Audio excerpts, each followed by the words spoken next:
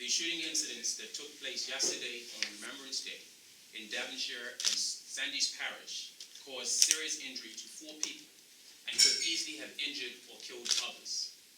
The public is quite rightly outraged at the callous actions of the criminals involved in firing bullets into groups of innocent people, with reckless disregard for those who might have been killed or injured.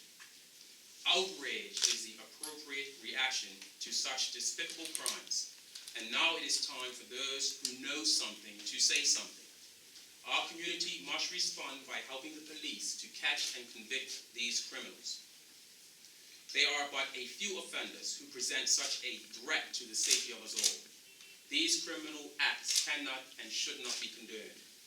You can be assured that the Bermuda Police Service will use every lawful power available to bring offenders to justice, suppress the violence, and take opportunities to prevent current tensions from escalating. These enforcement activities will likely inconvenience many of us, and I apologize for that. And I ask for your patience and support as we do everything we can to disrupt these few among us who seem hell-bent on violence. We cannot allow these persons to shoot one day and walk amongst us the next. This cannot happen. The Bermuda Police Service has a good track record of successful prosecutions, but we must have information to assist in investigations. Together, we can make Bermuda safer by rooting out these few criminals. To the communities affected by these cowardly acts, it is understandable that you are outraged. I'm outraged. I can only reiterate that if you know something, say something. It's essential to our investigation. Over the course of the next few days, you will see an influx of police officers in uniform within your neighborhoods, going door to door. This is to provide you with relevant information, and in addition, hopefully obtain information that you may have in relation to the 2 shootings or any other suspicious activity. This cannot and will not be condoned. At this time, I will hand over to Mr. Greenwich to answer any questions that you may have. Members of the media, this is an opportunity for you to ask any questions. Certainly, if there's none, we won't say anything. Any questions? Mr. Greenwich, in relation to the 4 injured parties from last night, can you give us an update on the condition that they are in? Are they still in hospital? Yeah, all of the 4 victims from last night, 3 are still at KMH and 1 has been released. And as Mr. Howard said earlier, their injuries are not life-threatening. Are you in a position to provide any further information about the age of these victims? No, not at this point. With this incident and another one at the National Sports Center, is there a possibility of a ceasefire in the upcoming days?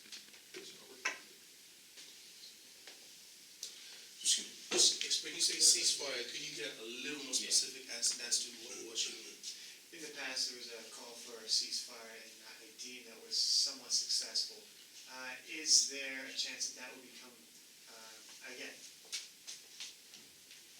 Well, the Bermuda Police Service does have a suppression strategy that we'll be using. A lot of things in it are very similar to that of a ceasefire. I'm going to assume you're talking about the Boston ceasefire, the ceasefire that everyone's talking about. We've had parts of that strategy implemented in our gang strategy for a few years. The answer to your question is yes. So what I'm going to say, and this is for those out there, that are out there committing the criminal acts, we are coming for you. Plain and simple. The community is coming for you. We are tired. I am tired. We are tired of this. I would like to be able to take my daughter to a football game. She's never been to one because of this cowardly acts of people shooting. So we're coming for you. If you have anything outstanding and we can legally come for you, we're coming for you. So be aware, be made aware. We are coming. And there seemed to be an increase in presence of police vehicles on the road before the incident. Was there any indication that this was about to happen, or were there any tip to some degree? Well, the answer to that question is plain. We've had, or once we have social events, sporting events of this nature, we tend to look to see who is participating in these events, and depending on who's present, we look at the crowd. and we will have the appropriate police response and presence for that particular event. In this, for yesterday's incident, we did put certain mechanisms in place, primarily because of the two teams that were playing. We have a proactive response, and we had a proactive response yesterday. And then we also had a reactive response in case there were, any antisocial behavior that occurred yesterday, and we responded appropriately to it yesterday evening. I should also state that that was actually covered last night in the comments last night, so you guys can refer to his very, very detailed report last night on that subject. Mr. Grant, can you confirm whether any arrests have been made so far? No arrests have been made at this point. Yes, sir.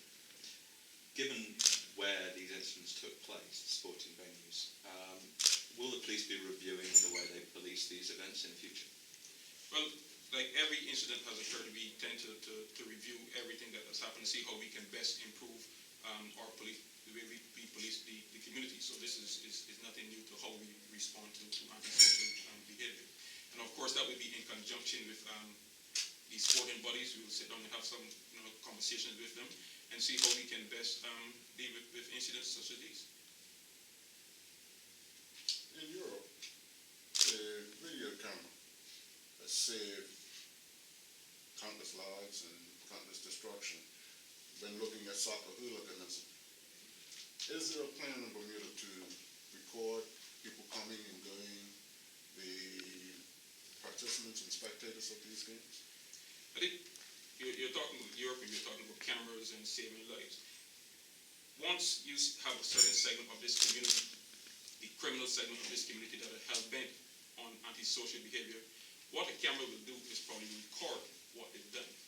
But at the end of the day, it depends on how we proactively deal with it, how we react to it, and the assistance from members of the community. These criminals continue to walk among us. They attend the games. They're living next to us, and we're continuing to condone the behavior that is happening right now. And like Mr. Howard said, it has to stop. So the cameras is just one mechanism or one tool that we can use and consider. But there will be some very hard line policing that will be coming in the next few days that we will separate the men from the mice. It's that simple. That's right.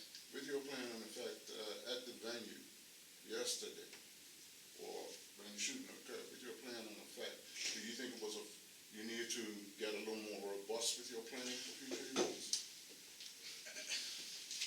Again, most of that he covered very specifically, and here's what I don't like to be prescriptive. What I don't want you to do is lose the critical points that we were going in.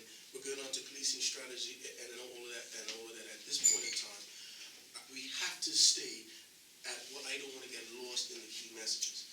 He went through specific details last night to go into that. I just want us to revert back to those comments, because right now it's going to get lost. And I think the key message, I don't want to be prescriptive, but we've said some things that we haven't said. Criminals living amongst us. These guys are next door neighbors, and our focus, if you listen to both texts, say, listen, these guys are neighbors, our friends, and we now have to take responsibility for the guys that we're harboring amongst us. And there's a direct shift in how we can communicate. These guys are walking amongst us and girls, and we now have to say, listen, if you're my family member, you're my friend, you're my cousin, and you are a criminal, you're working against us as a community. And so that was the thrust of where this was going. We said everything we were going to say last night in the press conference. This press conference was specifically to talk about the aggressive community approach that we have to take, which is they're walking amongst us, we need to separate ourselves from them. Any more questions? Just last night, obviously, it was said that one of the lines of inquiry would be investigating whether these two incidents are linked. It's been 12 hours, maybe a little bit more has passed now. Are you able to say whether they are linked? Have you found any evidence to suggest that there is a link there? Obviously, I would discuss that at a press conference or reveal that to the public, but I reiterated last night that we are not going to rule out anything in relation to this. If it is linked, then it gives us a better opportunity to investigate. But we will investigate both incidents professionally and zealously in order to first of all establish who committed these acts, and then to put our efforts into putting them before the court. That's our intention.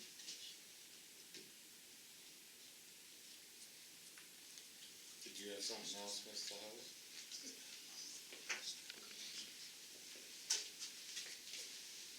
What was that? Sorry? Is there any other? Someone? I'd just like to leave the public with this. The Bermuda Police Service, along with Department of Prosecutions and other agencies, have a really good bracket when it comes to putting these kinds of people before the courts and having them convicted. Trust us to do our job. Trust us to do our job. Trust us to bring those people to justice. Again, I'm just reiterating, if you saw something, say something, because that will help our investigation. They cannot be allowed to walk amongst us as if they just can do whatever it is they want to do. Say something. Let's put these guys and girls, if it's girls, behind bars so we can enjoy football games, so that we can enjoy cricket games, so that we can go to our community clubs, so that I can bring my daughter to a football game, one that she's never seen. That's what we need to do. Get this criminal element off the street. It's coming. We're coming for you. That's all I'm saying.